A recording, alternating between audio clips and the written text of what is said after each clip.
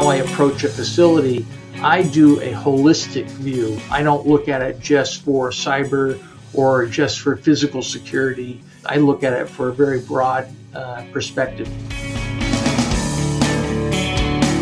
Welcome everyone to the Industrial Security Podcast. My name is Nate Nelson. I'm here as usual with Andrew Ginter, the Vice President of Industrial Security at Waterfall Security Solutions. He's going to introduce the subject and the guest of today's show. Andrew, how's it going? I'm very well, thank you, Nate. Our guest today is Ernie Hayden. He is the founder and president at 443 Consulting Limited, and our topic is his new book, Critical Infrastructure Risk Assessment, The Definitive Threat Identification and Threat Reduction Handbook. All right, here's you and Ernie. Hello, Ernie, and thank you for joining us. Before we get started on your book, Critical Infrastructure Risk Assessment, can you tell me a little bit about yourself and about the work that you do at 443 Consulting?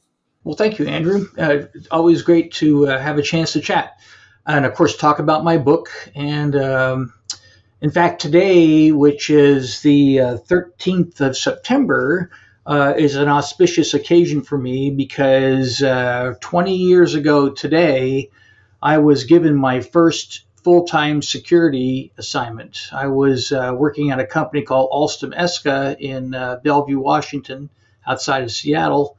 And my president of Alstom ESCA, Alon Steven, asked me to take over security.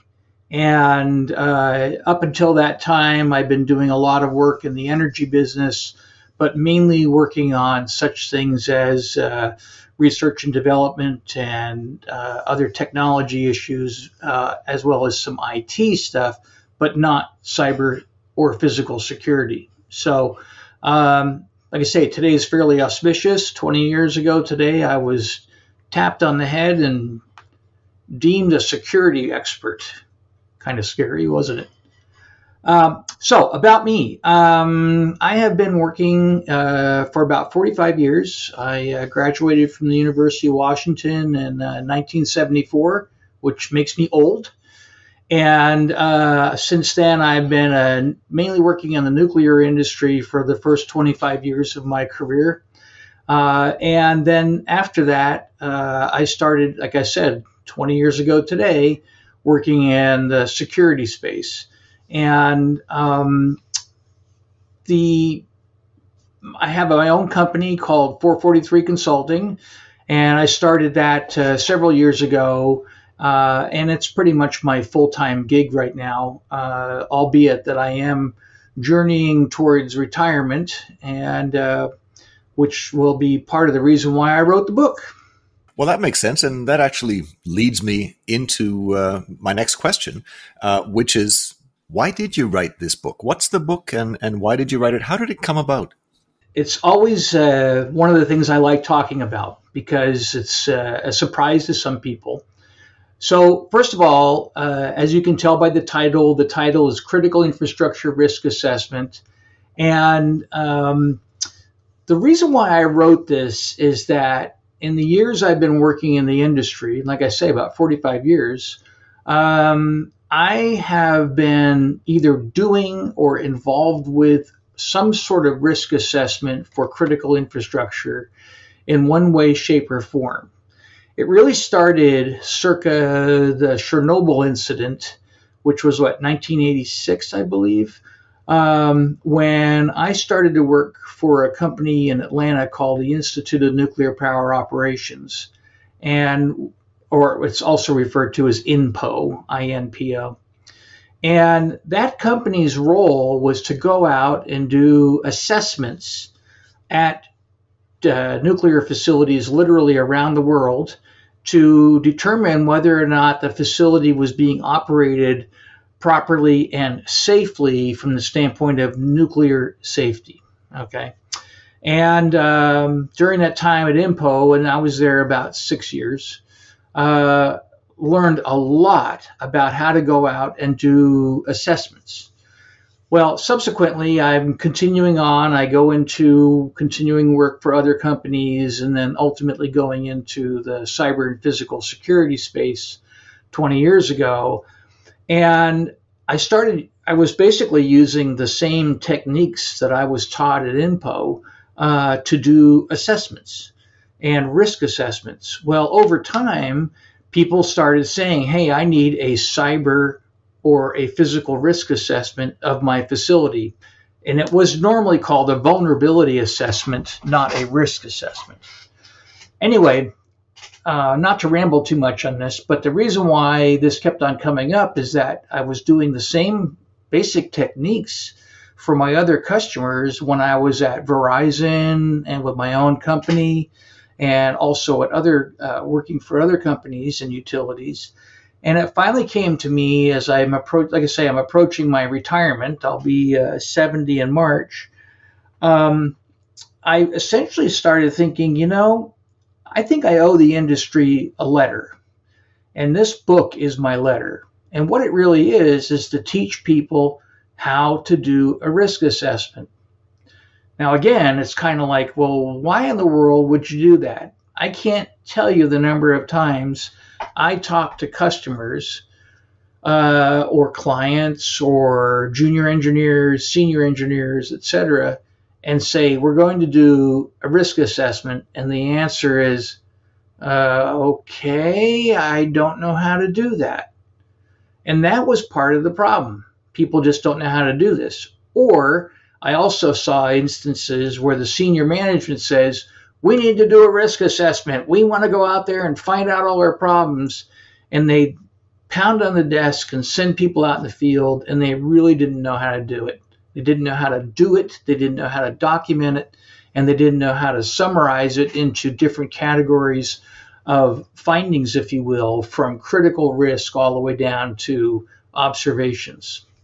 So the purpose of this book is really to answer that question and literally be a handbook on a desk for junior engineers now and future people involved with risk assessments and vulnerability assessments to basically say, okay, here is an approach, here is a technique, and this is how I can go ahead and get started. So, Nate, I think it's commendable what Ernie's doing. He said he's on the end of his career, and he's sitting down to systematically teach people to do what he does. Isn't that kind of what you do in your books? It's not really. I mean, each of my books, I sat down and said there's a gap of understanding or some confusion or something in the industry, and I set about to solve it in sort of the smallest number of pages possible. My first book sort of focused on the misunderstandings between IT and OT approaches, and the second one focused on what the world's most secure sites do differently. Very specific topics, not sort of a how-to from one end to the other. Each of them is less than a third of the size of Ernie's book. Ernie sat down and wrote a lot of stuff. That makes a lot of sense. I mean, I've written a couple of books myself, and I'm getting old as well. Is it only old people who write books? I don't know. But let's talk about your book. I've read through the thing. Something that struck me in, let's say, the first 100 pages, I was looking for, a how-to. How do you do risk assessment? And what I found in the first 100 pages, I found, this is the Industrial Security Podcast. I'm all about industrial cybersecurity. In the first 100 pages, I hardly saw the word security. I hardly saw the word cyber. Can you talk a bit about, what are the first 100 pages and where's that coming from? Sure. And it's a great question because it was really part of my my explanation. When I started working with my publisher on this book, and I actually started writing the book before I had a publisher, what my intent is to really kind of make it a bit of a textbook as well as, a true how-to guide later on. So the first 100 pages, as you've observed, are pretty much a textbook. It's almost like, describe risk and describe the elements of risk and what is critical infrastructure and describe critical infrastructure and so forth. And the reason why I did that is because, let's say, for example, I hand this to a senior government executive, and say, here's what I want you to understand about critical infrastructure risk assessment. I'm assuming they don't know anything about the subject. They don't know what is the definition of critical infrastructure. They don't know what risk is. They don't even know what constitutes risk. The nice little classic risk equation. Now, the other thing that also caused me to write this way is that I've gone through a lot of the ICS CERT training. I went to the training in Idaho Falls. I've also, gone through the different types of government-sponsored seminars and training and so forth. And one of the things they keep on doing is talk about what is a definition of risk and so forth. So frankly, I thought, you know what? There must be a reason for pushing this, and I'm just going to include it in the book. As a side comment, a friend of mine who read the book has advocated on LinkedIn for me without me and asking him to. He says that the risk chapter is one of the best chapters on risk that he's ever read. So I'm honored. That was very nice of him to say that. But really the intent is just to say, here are the fundamentals. So back to your question, why the big discussion? It was pretty much assuming the reader didn't have any background so that they could understand, again, what is critical infrastructure, what is risk, and what are the different types of risk assessments. One other comment is that you offered an observation that there was no real words in there about cyber or security. You're right. My intention wasn't to go too much into the cyberspace because, first of all, there are books written about cyber and vulnerability assessments, and that to me was outside the scope. I mean, talking about ports and services and so forth, there's much better writers on that subject than me. And I just wanted to stay more or less with the fundamentals as well as the how-to on how to do a risk assessment. So Nate, just a word of explanation here. When I ordered the book, I live and breathe industrial security. I said, risk assessment, it's a book about cyber risk assessment, because that's the space that I knew Ernie from.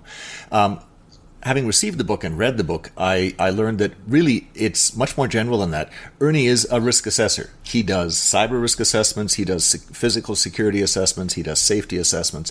And what he's written is a book about the risk assessment methodology, and cyber is part of that, but it's not all of it. So we are coming to cyber topics because, this is my focus, but the book is sort of a bigger picture than that.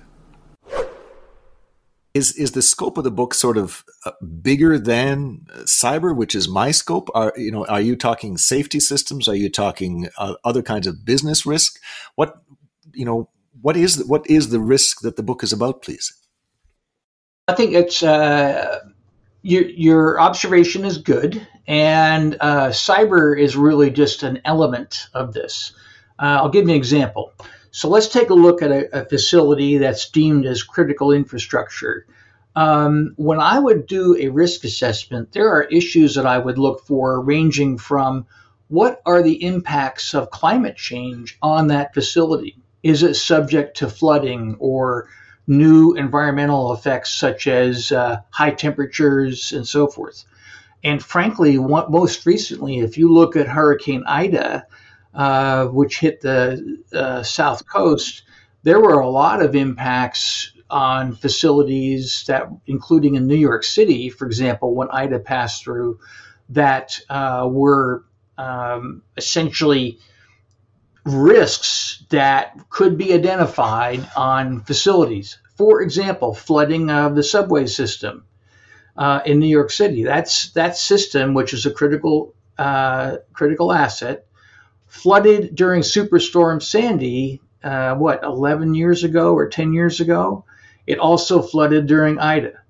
So as a result, what I would say if I'm doing a risk assessment of the subway, I look at a very broad variety of risks, not just cyber, for instance. In fact, cyber is a very small element of that. Same thing when I go ahead and do a risk assessment and I'm talking about how I approach a facility. I do a holistic view. I don't look at it just for cyber or just for physical security, guns, gates, and guards. I look at it for a very broad perspective, such as, I'll give you an example. So I went to a tar sands facility, oil sands, got to get that correct, in northern Alberta. And when I was doing my review, one of the risks that surfaced was environmental activists who were a threat to the facility. And so my eyes, if you will, were looking for such issues as, okay, is there a critical part of this facility that is maybe not protected from environmental activists? And I raised that to the customer to basically say, here's a suggestion. You might want to make this particular thing more secure.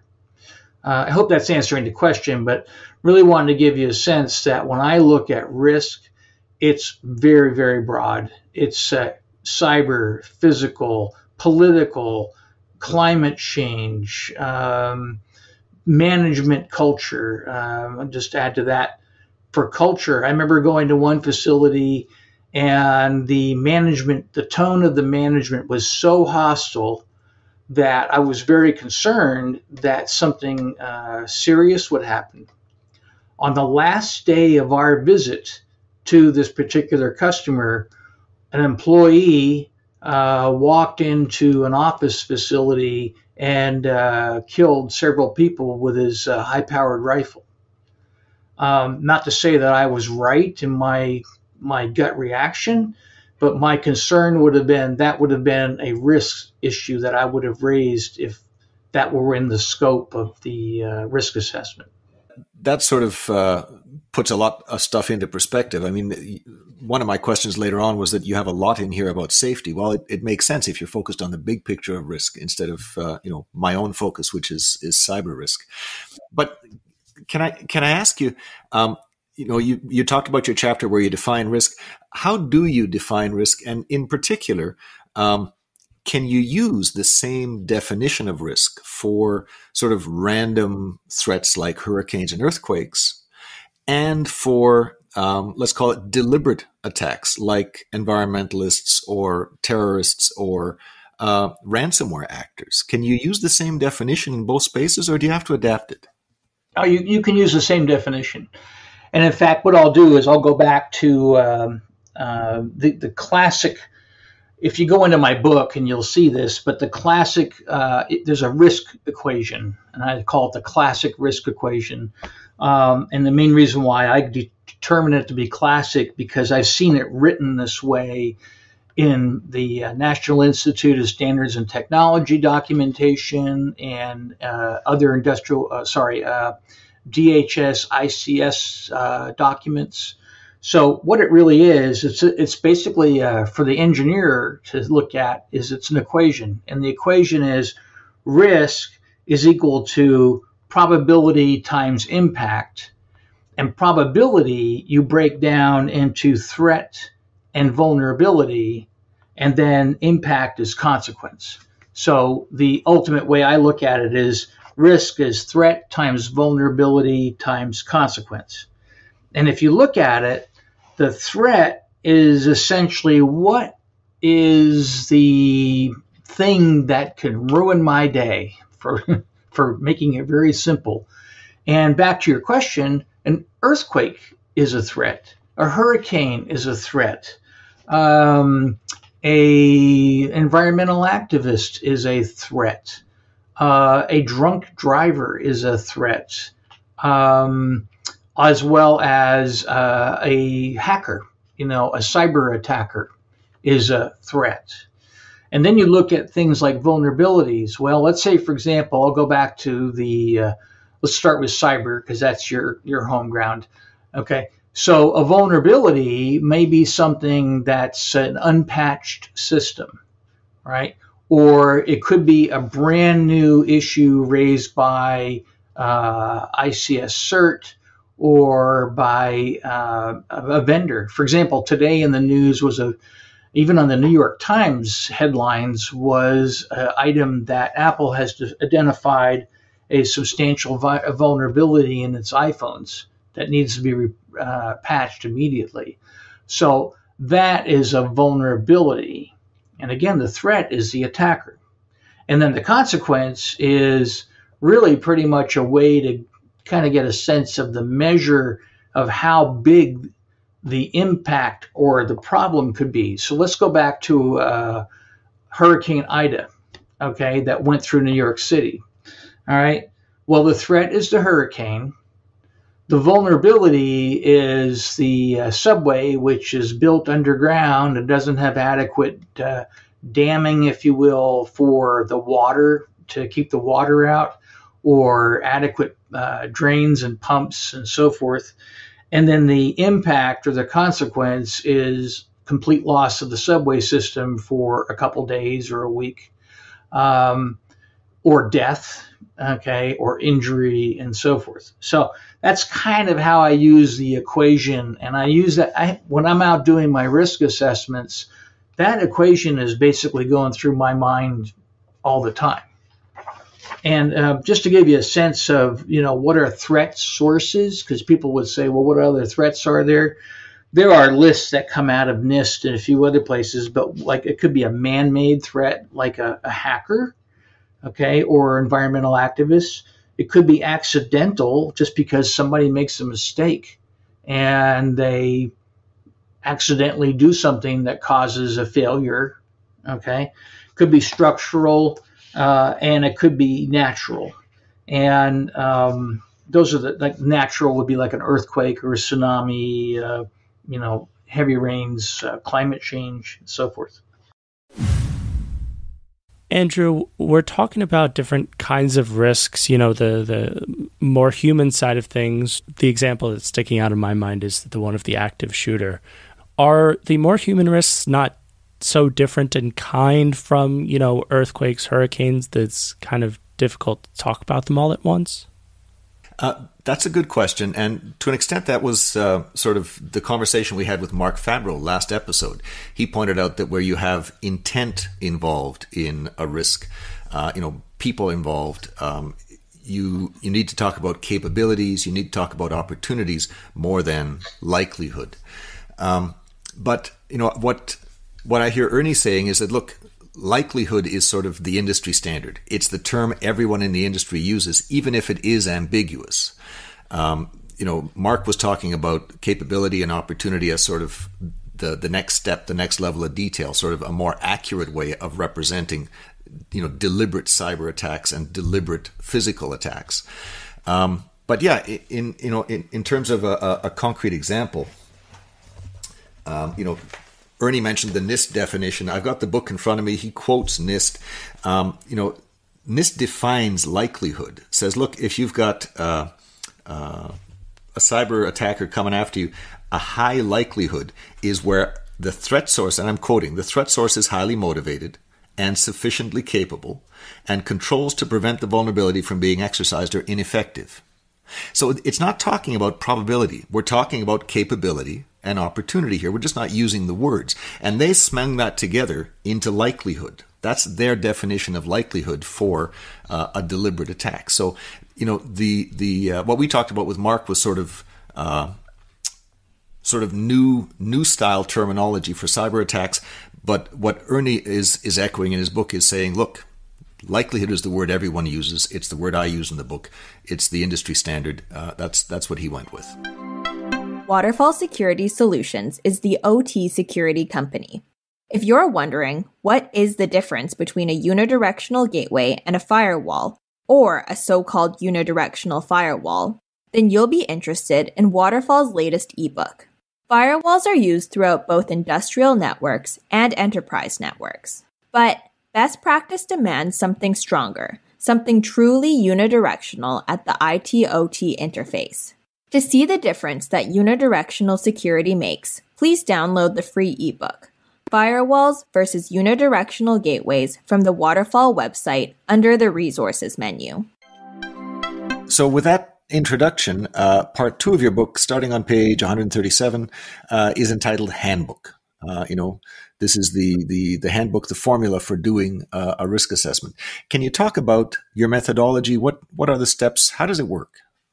Well, just for future reference for people who decide to take a look at the book, I've intentionally put a flow chart in the book for each section of the book to show where you are in the discussion. And essentially it's, let's just standing back at a high altitude view first. It's almost like, okay, you are the engineer. You've just been tasked to do the risk assessment. And you're sitting there going, as I said in the very first chapter, oh crap, I don't know how to do this. Okay. So this is a way to help teach you how to do it. And it starts out with a pre-assessment or planning, pretty classic, right? You're going to sit down and figure out, okay, how am I going to proceed? Who do I need to get involved with me? What kind of education do I need? Are there any special skills and so forth? Then you do the site assessment itself, and you're just collecting evidence and information. And then at the end, you sit there and you write your report. And the reporting is really basically an off-site review of all the evidence you've collected to try and look for common themes and what I call findings, which would be from a classic audit perspective. So like I say, phase 1 is pre-assessment, phase 2 is site assessment, phase 3 is writing the report and declaring the findings. As a comment, the first time I saw a very similar approach to this, although nowhere close to this level of detail, came out of the UK. They had written the UK, and I'm sorry, I don't recall the name of their organization, but essentially it's equivalent to our CERT or CSIA. They had written a document on how to do a cyber risk assessment and had a flow chart that started something similar to this. Well, a couple of things of interest. Number one is that document has been withdrawn. It is not available from the UK anymore. It's on some other archive site, which I find interesting because I thought it was a great approach on how to do even a cyber assessment. But the second thing is again, it didn't have the level of detail I have because this is all information that I've accumulated over the years on how to go through this process. So anyway, that's basically the purpose of the flow chart. Now, the purpose of the handbook was to take each section of this flow chart and really dive into it and explain, for example, well, what is the planning? What do I need to do as far as past information that might be very useful? What kind of team members do I need to have when I do this assessment? What are the goals of the assessment? For example, a customer may say, I want a cyber assessment, okay? Whereas another customer may say, hey, I just got a fine for physical security and I need a physical security assessment. Another one might be, hey, we just got creamed by Hurricane Ida and there's another hurricane coming up on the Texas coast. Maybe I should have a, pardon the expression, quick and dirty risk assessment on am I prepared for this hurricane to hit? So it's intended to have a lot of flexibility in the approach. Okay, so in your three phases, your first phase is the sort of pre-assessment and planning phase. One of the things you mentioned is that you've got to figure out the risk tolerance for the site, for the enterprise. Can you talk about what is risk tolerance? And you mentioned something about substituting personal risk tolerance. What is risk tolerance and how does it work? The concept of risk tolerance is, I would say, fairly new, like within the last 10 years. I know Lloyd's of London has done all sorts of discussions about this, but I want you to imagine that here you are in a company, okay, and it's almost like, how much risk am I willing to accept before I take certain actions, before I go to the board of directors and ask for more money, before I, for example, write a procedure or go ahead and do some other activities.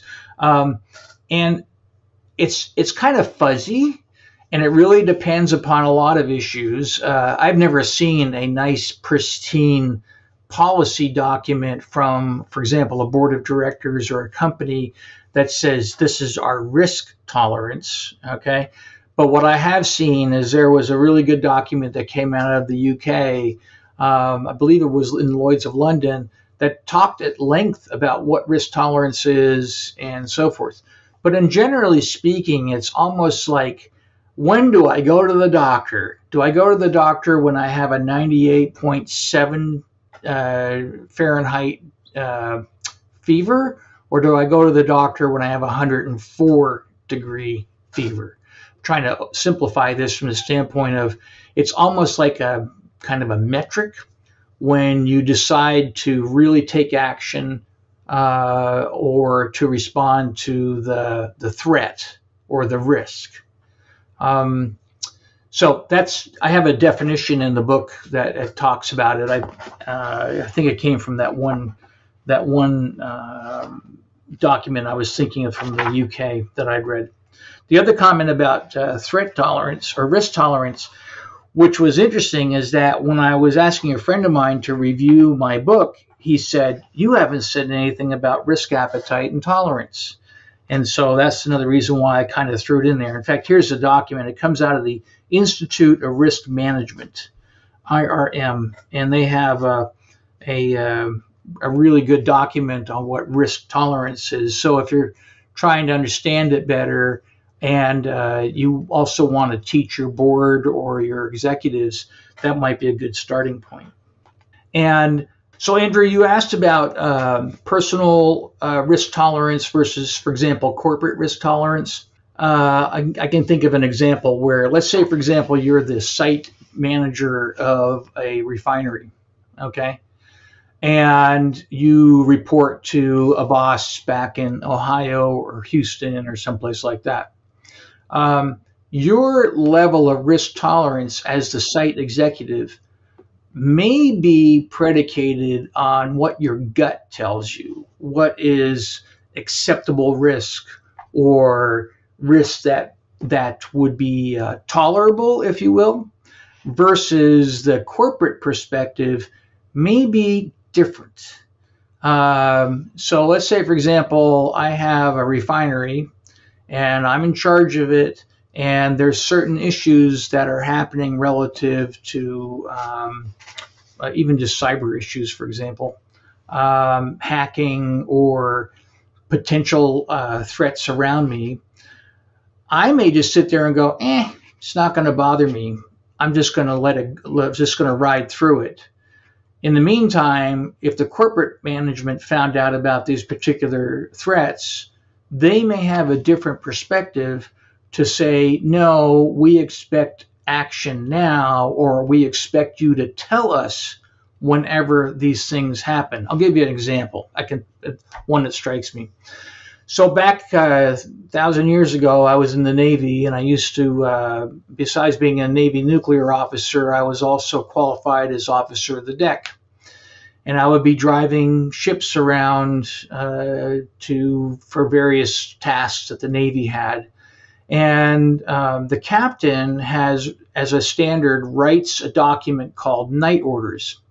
And the night orders are basically to say, everything ranging from a ship or a contact is going to be within 1,000 yards of the ship, call the captain, tell the captain. Or you see a flare out in the horizon and you're not sure if it's certainty, call the captain, etc. Okay, that document, the night orders, pretty much was a guide for me to tell me what the corporate management wanted. They wanted me to tell them when certain things were happening. So that's more like the corporate risk perspective versus me as the site manager or the officer of the deck going, that's not important. I don't need to tell anybody about that. And it could be a problem later on. So you're you're three really big bubbles, lots of little bubbles, three really big bubbles in your spreadsheet or your flow chart. The pre-assessment planning and then the site assessment. Can you talk about the site assessment? What is that? Well, the site assessment is really where the boots are on the ground. This is where you literally show up to do the risk assessment. Now, admittedly, my perspective has always been, I get the phone call, I want a risk or a threat assessment done at a facility, then I prepare for it and I go to the facility, and once I get to the facility, I start a formal process of doing the risk assessment. And it can range in formality from, hey, how you doing? Go to work, just, keep me informed. Or there may be a very formal entrance meeting where you meet all the parties and you're assigned escorts and you're told where you need to be and where you can go, and you're told about where there are places on site that you cannot go, etc. So that's pretty much a sense of a site assessment. So I'll give you normally I was out on site assessments with teams ranging from 1 or 2 people up to 20 people. And each person usually had an area to focus on. So I might have one person who's focused on cyber, one person is focused on physical security, one person is focused on management, another person is focused on documentation, etc. What you're doing with the site assessment is you're taking and sending people out to collect information. And in the flow chart that I have, it's got everything ranging from interviews to inspections, photographs, architecture reviews, network reviews, application reviews, operations reviews, and even looking at vulnerability tests and scanning, which is a cyber perspective. And if you notice, I put that as optional because that's, again, not the focus of this book. And this site assessment is basically, you're just out there collecting information. You are just harvesting data, harvesting facts, and then trying to get a sense of, is there a common problem? Is there a common theme? Is there a common issue we should be prepared for? And don't forget, the reason why I was sent there was to look at, the hiring entity said, I want you to come do a vulnerability assessment for me on X, and whatever X is. So it could be, physical security. It could be how protected am I from environmental terrorists, etc. But one thing that, in reading this, one thing that struck me, a lot of your example findings, you have an example report at the end of the book. A lot of your example findings seem to be findings of commission. An example saying, look, you've got stuff piled up in front of the fire extinguisher. If you have a fire, someone has to get to that extinguisher. They're going to be blocked by this stuff. Or, you have wires hanging out of something on the bottom here, and that's not safe. People might trip over them. They might short circuit them if they're not properly protected. This is why you have protection. So it seemed to be, errors of commission. Do you not also need to find errors of omission, stuff that isn't there that's supposed to be there? How do you know what's supposed to be there? Oh, absolutely. In fact, in my example, I have a finding on lack of formalized documentation, which would be an omission. Okay. But that's a great point, because when you're there, you usually, if you think about what you're doing on site, is you are looking and seeing, right? Rather than looking and not seeing. And I think that's a finding of omission is really hard. I mean, for example, okay, I don't see documents on, for example, I have a list here. It's like account provisioning and deprovisioning and change management and so forth. Okay, those are things that are easy to find because they don't exist, right? But you're exactly right. The error of the omission. For example, let's use the the example, I'm trying to think of the example, was in Saudi Arabia where the Triton switch was not in the right place. Okay. Unless I knew what the right position for that key switch is, I wouldn't know whether that was an error of omission or commission, or let alone an error at all. Okay. So part of it is dictated by your knowledge and awareness of the systems and how they should be set up. And, in that, like say in that case on the Triton key switch, I'm not sure that it's something that I would be smart enough on. Andrew, I've heard about the Triton attacks, but what is this he's talking about, the Triton Key Switch? Yeah, so those attacks targeted a safety instrumented system. This is a computer whose one task in life is to prevent, fires, explosions, to protect human life at a refinery. And those devices, depending on the device, but many of those devices, they've got a key switch on the front.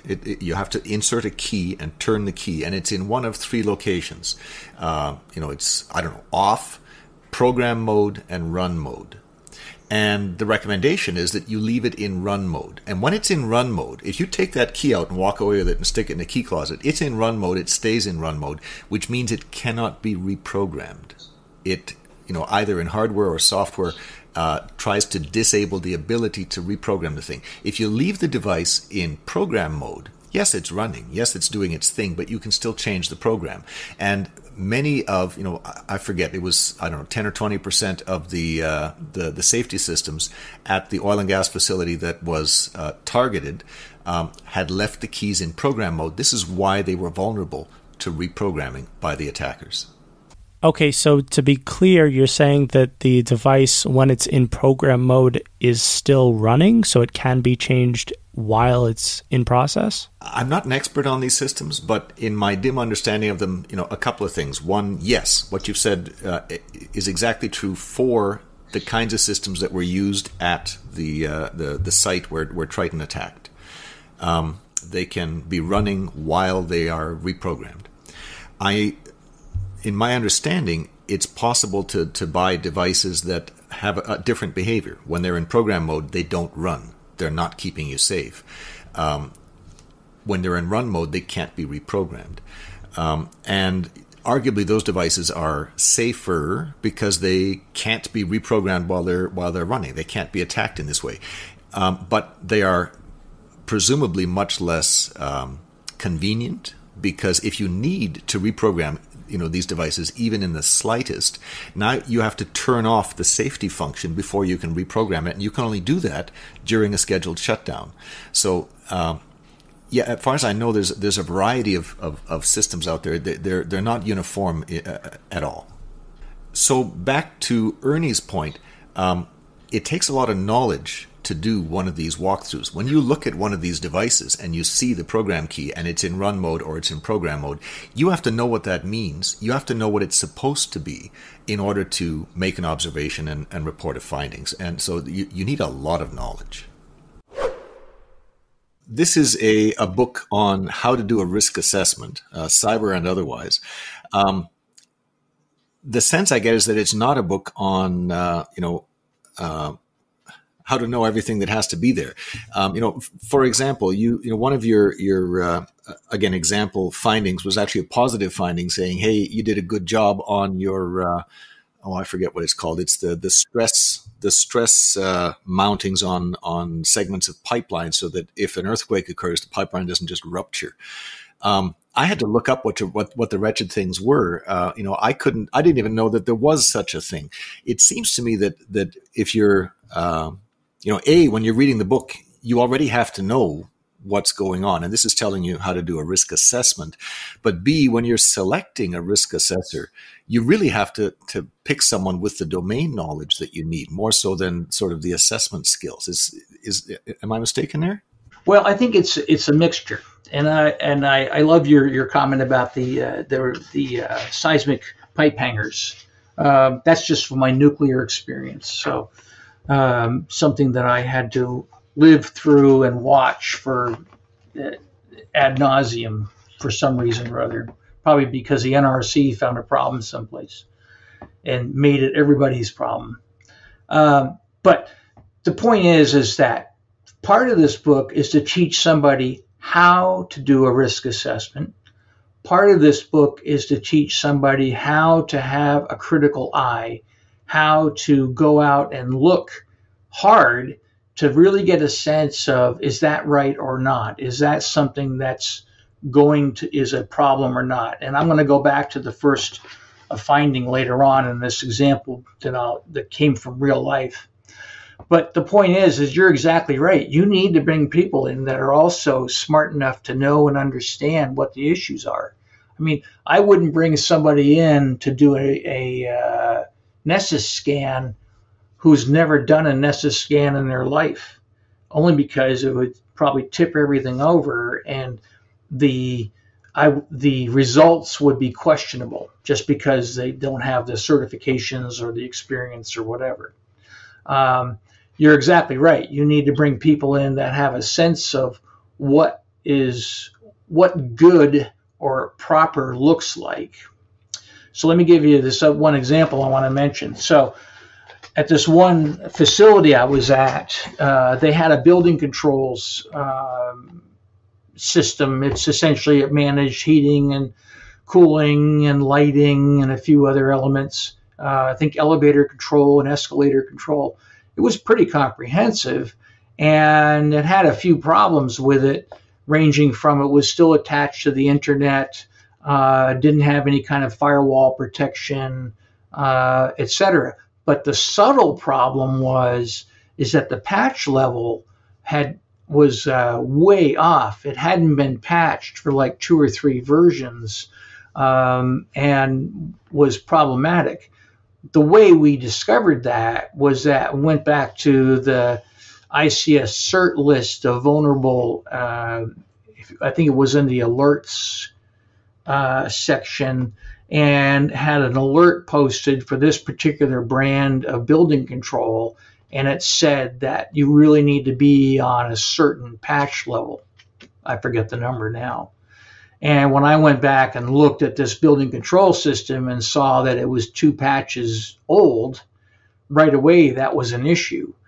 Would I have known that when I first looked at the building control system? Absolutely not. It was just because I went and said, okay, here's the system. Now let me go back to ICS cert or to the vendor to take a look and see what the proper patch level is. Now that's very cyber-esque discussion, but it gives you a sense of just seeing once doesn't necessarily make it right or wrong. You may have to do some extra homework, do an interview, try and find out some background information on the particular thing, etc. So to reiterate, what I'm really trying to raise to the reader is that you've got to be a critical thinker when you go out to do these assessments. That's fair. In your flowchart, you've got 3 big bubbles. We've talked about the pre-assessment phase. We've talked about the site assessment. Can we talk about reporting? What should the report look like? Why should it look like that? How do people use these reports? I'm laughing only because there are people that don't use these reports for anything. They thank you for doing the report, and then when you come back 2 years later, the report's still sitting on the shelf and there's 2 years of dust on it. So I hope people use the reports for what they're intended. So let's go back to the reporting. The reporting itself, this can be very daunting because you've gone on site and let's say, for example, you've got a site assessment team of 5 or 10 people. They all have their perspectives. They all have their knowledge. They all have their data. They all have their information that they've accumulated, and they have their opinions. And you have to sit down and kind of push all this stuff into one bucket, so to speak, which is the report. And it can be very problematic. So what you really need to do is get people to think in terms of, okay, I use the term finding just because it's natural for me, but there are also people that would use weaknesses, not a finding, but a weakness, where essentially you're saying there's a problem, and this is why it's a problem, and this is how it can be solved or fixed. And then also, how big is the problem? You have to get a sense of that because of the risk assessment. What are the consequences that could happen because of this particular vulnerability? So essentially, the report writing process is, again, you're bringing together all this information. And I use a concept called an observation, which I'll talk about in a moment. And then you basically bring it all together, put together the report so that you have, I call levels of findings, from critical risk to critical, high, medium, low, and an observational risk, which is really one that's kind of like, you got a problem here, but it's way out of line for what you hired me for, but I want you to be aware of it, such as a room that's really trashed and it's a potential fire hazard. So that's how you basically put together the report. Now, I talk about a concept in my book. I actually devote a whole chapter to observations. And observations are really a methodology of collecting your notes for when you're out doing the risk assessment. So, for instance, I try and write an observation per day, and it's pretty much a diary of what I did for the day, and it lists not only what I did, but also if I see something, then I raise it as a potential weakness, as something I need to continue to explore, as well as if it's something that's really well done, then I write it down, because maybe later on I'll save that as a strength or a good practice that I put in the report also. And one of the other things I noticed in your report section, you always try to provide a bit of context, saying, yeah, you're not at the latest patch level, which means if a known, someone with an exploit for the known vulnerability comes at you, the system's gonna fail under that attack. It seems to me that providing that context is non-trivial as well. I mean, let me take an example that's not in your book, but that springs to mind. Let's say you discover a firewall and it's got an any rule, allow anything through. So it's really not a firewall; it's a router. And you say, well, that's a finding, but how do you know that the firewall is even useful? I mean, it's possible to stick a firewall in the wrong place. Let's say you've got a network of PLCs. They're all the same model of PLC. They're all the same kind of PLC. They all do the same thing. And halfway through the network, for reasons of convenience, connecting one wire to another, you've stuck a firewall with an any rule. The firewall doesn't serve a security purpose. It was done there for connectivity. If you see an any rule, how do you have enough sort of context to step back and say, does that firewall belong there at all? Is there even any point in putting any rules there? What would the security benefit be of putting any kind of rules here? It'd be non-existent. And so it's a meaningless finding in that context, but it's very meaningful in another context. If your IT/OT firewall has an any rule, you're in trouble. How do you get that context? Yeah, and just listening to your scenario, there's a couple things that I would have done as part of my critical thinking in that approach. So first of all, I have, as part of my review, is an architecture review. And this is where I look at the layout of all your different systems and layers and so forth, and then try and identify, are things proper? Are they laid out right? And so forth, right? So part of that discovery could very well be, hey, well, how come you have a firewall here? And then, that might be part of my beginning of my questioning. The other aspect may be, okay, I want to look at all your firewall rules And so they bring in a stack of all these boring documents, right? And you start paging through them and you find this one with an NENE. Right away, I would start asking questions. I said, why do you have an NENE on this particular device? And where is it? And show me what's attached to it so I can get a sense of what the impact could be. So that's how I would approach that question. And as far as whether or not it's the right router or not, there's a lot to be affected to it. I mean, I would wager if you ever saw that, and it wouldn't surprise me that it wouldn't surprise me that it exists someplace in the world, because I've seen some bizarre things.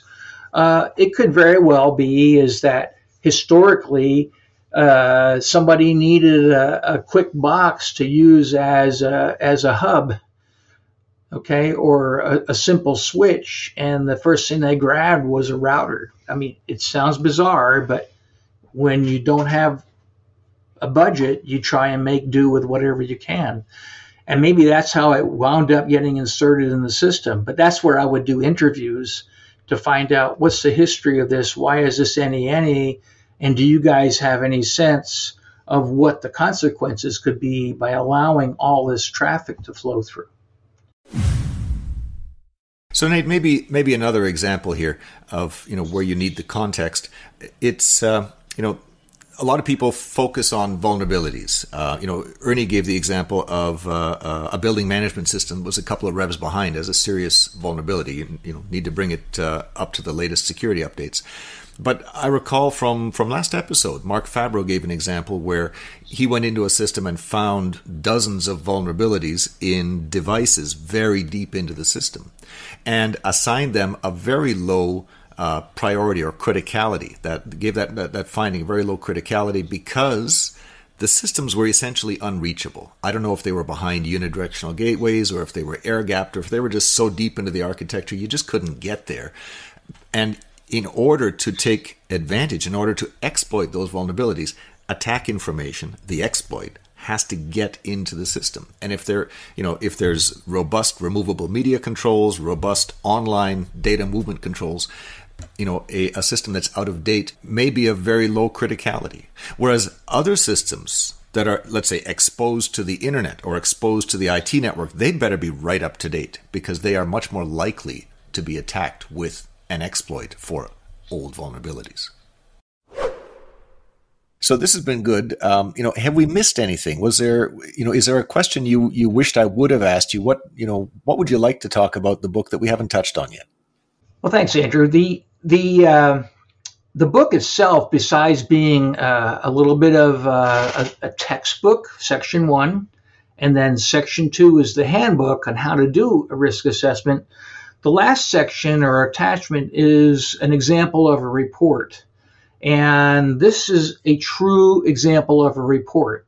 Yes, some of the data was changed to protect the innocent, so to speak, because some of these may have been extracted from other reports that I've worked on or other examples at other facilities. But the bottom line is that this report should give you as a reader and as a practitioner, hey, at least I know how to start. I know how to build a document that might be useful at the end of this whole assessment process so that I can hand it to the recipient and say, here are your findings, here are your strengths, and here are the recommendations on how to proceed. And one other aspect, too, of the report that's important is to understand that the way these findings are built, they start from critical to medium to high, low, and observational. You only have a limited budget. You only have limited time. What I would emphasize is focus on fixing the criticals and highs first, and then worry about the mediums and lows, because that's what this report can help you with, is to prioritize where to spend your money and where to put your resources. So again, the report's really intended to be give you a sense of what a final product looks like once you do a risk assessment. So this has been great, Ernie. Thank you for joining us. Before we let you go, is there a thought you'd like to leave with our listeners? Well, thanks, Andrew. Again, thank you very much for this opportunity. I mean, this has been fun. It's been interesting. You've asked some great questions and made me think really hard about a few things that I have in my book. But I think part of it is that the closing remarks I really want to offer is, number one, this book was written for the industry. This was written from me to the industry to basically say, look, here's a tool and a toolbox that I want you to use and have based on my 20 to 45 years of experience doing these assessments. So please take advantage of it. You can buy the book on Amazon. You can buy the book through Rothstein, my publisher. I believe ebooks are also available, like Kindle. But the point is take advantage of it. And if you ever want to learn more or have training on the processes and so forth, you're always welcome to reach out to me at Ernie Hayden. And my email is enhayden1321@gmail.com. So, Andrew, we just did a whole podcast about risk assessment, but of course, we're a cyber podcast. We sprinkled a little bit of cyber here and there, but is there anything that you could wrap up with that sort of brings all of these ideas together? I think so. I mean, I think Ernie made the point many times. When we do a risk assessment, when we do any kind of assessment of an industrial facility, a power plant, a refinery, even a pipeline, spread out over thousands of kilometers, the point is not necessarily cyber. The point is risk. You worry about people cutting through the fence and sabotaging operations because they don't like you. You worry about the cyber hackers coming in. You worry about earthquakes. You worry about tornadoes. You worry about active shooters. You worry about all of this stuff. And, it's really, when you're operating one of these facilities, it's risk that you care about. And cyber is a piece of that. So this is looking at sort of the bigger picture of risk in these facilities. I think that's Ernie's point, and it's, he does a great job. That should just about wrap us up then. Thanks to Ernie Hayden for speaking with you, Andrew. And as always, Andrew, thank you for speaking with me. Always a pleasure. Thank you, Nate. This has been the Industrial Security Podcast from Waterfall. Thanks to everyone out there listening.